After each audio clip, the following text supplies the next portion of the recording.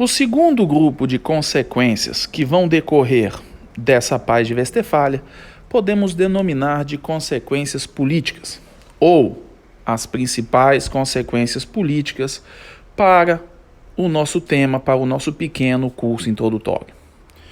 Podemos dizer que a primeira consequência política é o fim da unidade da República Cristã.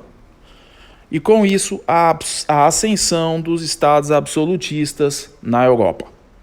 Basicamente, aquela ideia medieval de uma república universal dá espaço agora a diferentes estados modernos absolutistas. Já ia falar republicanos, mas não.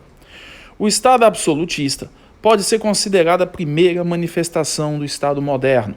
Então, quando você estuda lá a Convenção Interamericana, que diz que os elementos do Estado são território, governo e povo, essa noção de Estado tem sua origem direta nesse Estado absolutista que vem nascer no século XVII e se consolidar depois da Paz de Westfália. O que significa para esse Estado? O poder está na mão do rei. O rei tem um território, o rei tem um povo. Então começa-se a ter uma centralização do poder na figura de uma autoridade, que nesse primeiro momento é o rei. Lembre-se, a soberania é uma qualidade de quem governa. Logo, o rei que governa é soberano. Então, como Thomas Hobbes também vai ensinar, a formação da comunidade forma um soberano. E esse soberano, nesse primeiro momento, é a figura do rei, da coroa. Logo, consolida-se a ideia de que os reinos, os estados, os governos, eles não agem por interesse universal, morais universais, que era como era na República Cristã.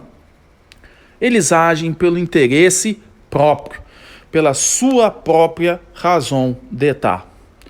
Sendo que o principal praticante dessa forma de agir foi justamente o cardeal Richelieu. Sim, aquele que muitas vezes é considerado o vilão dos Três Mosqueteiros, quando você vê filme de Hollywood, mas quando você lê o livro você vê que ele não era tão vilão assim. E ele é considerado um dos grandes estadistas da França. Não é à toa que teve até navio de guerra batizado com o nome Richelieu, a classe Richelieu. Porque basicamente foi ele que fez com que a monarquia francesa se impusesse, melhor dizendo, sobre as demais dinastias. E fez isso em detrimento aos interesses da Igreja Católica do Papado de Roma. Então, basicamente, com a raison d'être, a soberania não é mais transferida ou ligada através da chave da cidade de Deus. Ela agora é uma qualidade de quem governa, é um aspecto da divindade de quem governa, é o famoso sangue azul.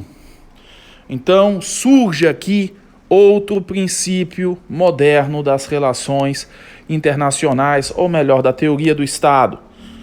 O poder é hereditário, logo é a legitimação dinástica que dá lugar a compreender o governo. Não há mais a necessidade da bênção da igreja, ou seja, da ligação nos céus do seu poder na terra.